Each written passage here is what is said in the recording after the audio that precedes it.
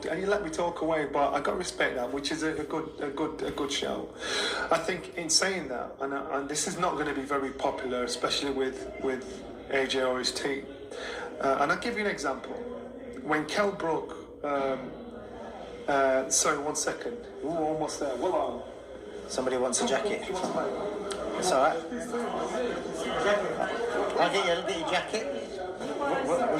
So we're just sorting the security out with their jackets and their bags. Thank you so much.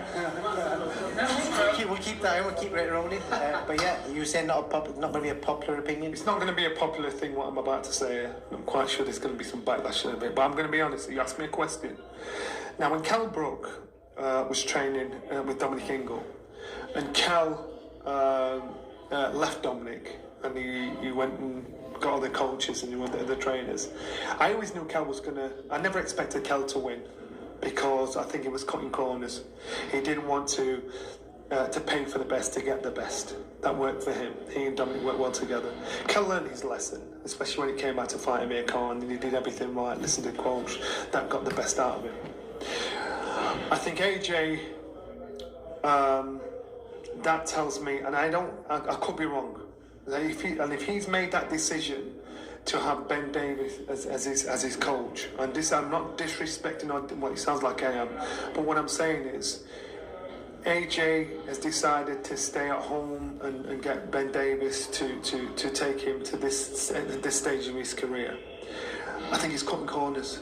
And if he's cutting corners at this stage, it tells me his ambition to be the best has gone, and one should pay for the best to work with the best. So to me, he's just biding time. We'll get through this fight. I hope it's maybe just for this fight. But if it is just for this fight, he's making the same mistake again by underestimating the man in front of him, and he'll get turned over. He did it with Ruiz the first time, and the next time he thought, I'd get my shit in order. Don't just do the same mistake again. So if he's made a permanent decision to move with Ben Davis, he's not paid for the best. As far as he's concerned, his relationship with Derek James, don't work for me. Look at Derek James's pedigree. Look what he's done. Look what he's achieved. Yes, and you're going to hear people saying, well, Ben Davis did with Tyson Fury. He didn't make Tyson Fury. He polished Tyson Fury, motivated Tyson Fury to get to the next stage. Tyson Fury left him. So what I'm saying to you is, Anthony Joshua's cutting corners.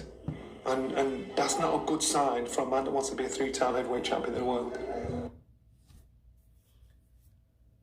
And those are the words of Johnny Nelson. And my counterpunch is I don't think AJ would like to hear that. But guess what? I do agree with everything he said. I agree 100%. See, the reason why I agree, because there is nothing that AJ, or should I say Derek James, did to make AJ stay or go to Ben Davison.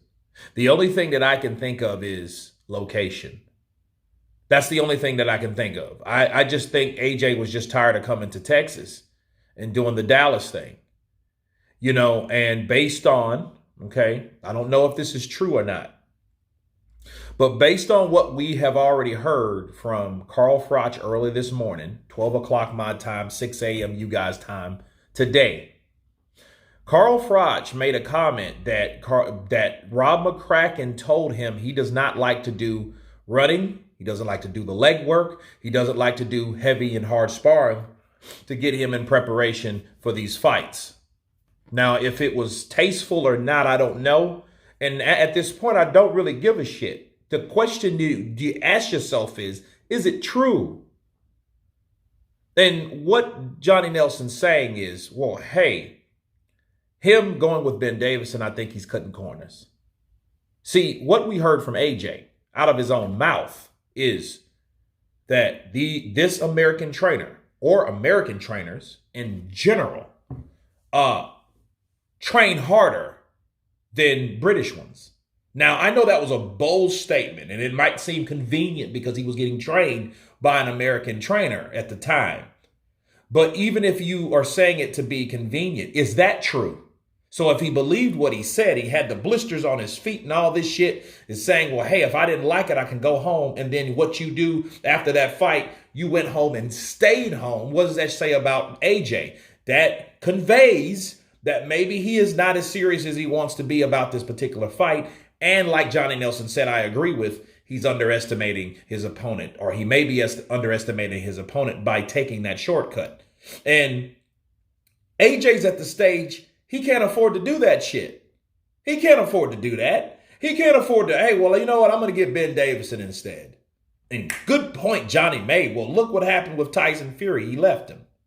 Really, Ben Davison left him, to be fair, but he was going with Javen Sugar Hill as the lead trainer. So what does that really tell you? He was demoting Ben Davison. Ben Davison was his friend. He wasn't going to necessarily fire him, but he wasn't going to rehire him as the head trainer. He was going to be something down the totem pole.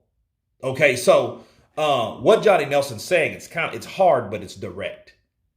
And, you know, and I believe it to be true based on what we're hearing about AJ, based on what he hasn't done. This was his third fight to get him fully prepped for a trainer that he's selected, and he's praised this trainer. The trainer, Derek James, supposed to reminded him of his old trainer, Rob McCracken. It was just more time with this particular trainer. Remember that? Okay, so why the hell you go and stay in the UK when you know all this was working for you in the USA? Bars. So I don't understand what that is. And it's to me, it's counterproductive. It's real counterproductive. Now, will Ben Davison do a good job? Ben Davison will do what he can. But I'm going to leave you guys with this. And this is my personal opinion why AJ, I think, did that. He may be cutting corners based on what we've already talked about, based on what Johnny Nelson's mentioned. But I think he's going with Ben Davison because Ben Davison will try to have you fighting the easiest way without taking the much damage, because I don't think AJ liked the damage that he took against Helenius. I don't think that he liked it. I think AJ's now comfortable with the whole idea, let me fight smarter instead of harder. But I think he really needs to be a hybrid between the two. I want to see him like he was when he fought Pulev. Sure, he was kind of unsure, but when he opened up, he opened up. He didn't, you know what I mean? He didn't bitch up and you know what I mean, doing what he did these last two fights. Okay, because that was before his loss or losses to Usyk. That's how he was fighting after the Ruiz saga. Okay, so I think, you know, he's probably looked at Tyson Fury and how he had Tyson Fury keep him long and jab and stuff like that and keep him on, you know, keep him back, keep him away, keep yourself safe, keep yourself out of harm's way, you know, a high percentage of that fight. And I think that's what Anthony Joshua's looking at. But anyway, you guys tell me what you think of Johnny Nelson and his prediction and his take on Anthony Joshua leaving Derek James to go with Ben Davison in the UK. Of course, please subscribe. And you guys been Counterpunch. Peace!